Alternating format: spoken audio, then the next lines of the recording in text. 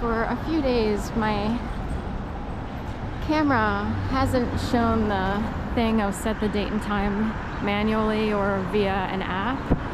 Actually, it never showed it, and then all of a sudden it started showing up all the time, and I thought maybe it was because of new batteries that I had to buy, because my old battery finally ran out. It lasted like about a year, but it wouldn't recharge or anything. There's a cattle dog. I totally want a cattle dog, so that's a good one. Oh, they're so cute. Anyway, for about 3 or 4 days, I haven't had to reset it, and I'm like, oh good, maybe that glitch is gone. Well, it just started again up today, so I don't know what causes it. Originally, I actually thought every time I recharged the batteries that it would cause the camera to need to reset time and date and year and all that stuff, whatever it is. The thing is, it's, you know, it doesn't show up on the video, the time, date, and everything else, and also it's kind of an annoyance and an inconvenience, so I just hurry up and I like scroll along, so it doesn't have the right time and date in the mechanism, if you will. So that would be completely incorrect, but the video can show like approximately what time it is, you know, and you know, anyway, I don't know how much it really matters in the scheme of things, just because of how the world works, because it would be like, I can document myself and upload videos and say today's the date, you know, so forth and so on, location, this, that, and the other, time-ish, you know, early morning, this, that, and the other. If something really bad were to happen, you know, I kind of wonder, I actually believe that really high up people know details, and they can't tell you how they know it, so they wouldn't even need the correct information on a surveillance video. They would already know what happened, kind of. So anyway, boy, pretty on you. So anyway, I think it's funny. Oi, pretty on you at 1726 Sansom. It's interesting because I live on 17th Street, and my old address on 19th Street was 626. 26 comes up all the time. It's the letter Z in the alphabet. Then her place over here, that's a donation-based restaurant for special causes. So, so if you want to raise money for a certain cause, you can host a dinner at her place, is what they... The weird part is I started getting into the habit of sending out GoFundMe campaigns back in 2018, when I found myself like not walking dogs for various reasons, one of which is because I was told to get out.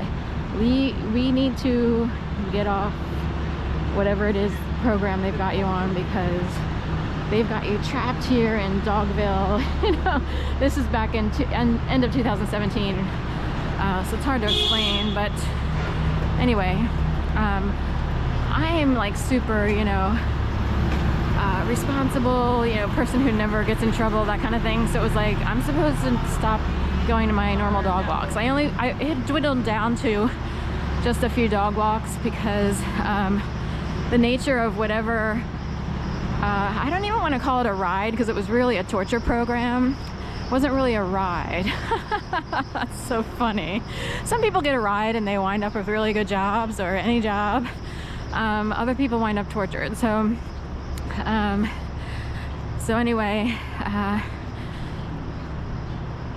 by the time the Obama administration was dwindling down, things started to change. A couple clients let go, because I had a couple clients whose dogs actually passed away, so they weren't ready to get a new dog, you know, right away. And I let go of another client because I was so tired of walking river to river every day. At that point I was walking, I wasn't riding my bike because of bike accidents. And weird things kept happening, and someone's like, maybe it's a sign to like not ride your bike for a while. It's like, I guess I'll go with that, because I don't want to wind up all in a tangled mess. You know, I already had one serious bike accident with stitches in my face and everything. So anyway, so I only had like 3 or 4 people still left on my schedule, which is really low. Like, and one of them though was 3 walks a day. So some of my clients had 3 or 4 walks a day, depending.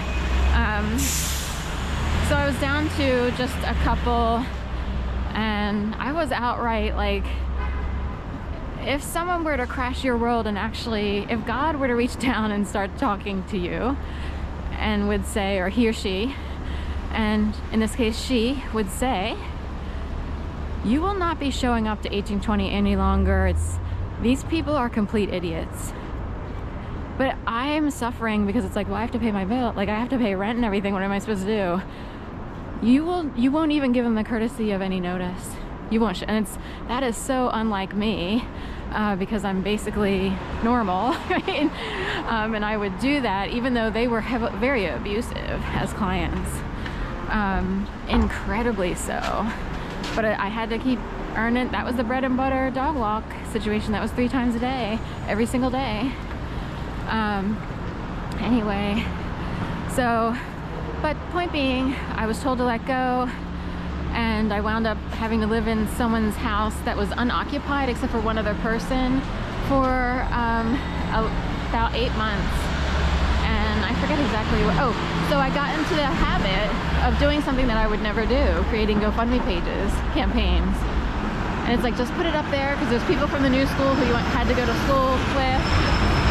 They might help out because they know, like, you're having to go through this, like, transition to get away from whatever it is. Like, the idea was to get away from whatever it was. So as quietly, I guess, as possible, or in a way that would satisfy the sadistic ASSHOLESs. So I actually was scared SHITLESS big time.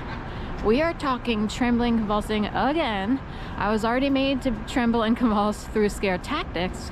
One, the kickoff night of the 4th Monday of January 2011, and a few other times. I did overnights for some people. I did overnights for someone on 133 Bread Street.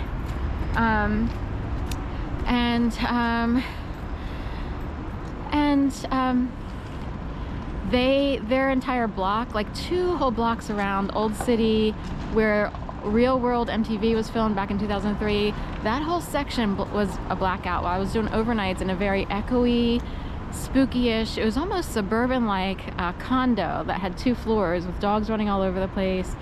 Anyway, there were other times where I kept being like, people kept scaring the SHIT out of me, because apparently Philadelphia doesn't know how to do anything but a horror show. I'm wondering if they can ever evolve from that very elementary genre. Do you think Philadelphia can evolve from the elementary genre of horror?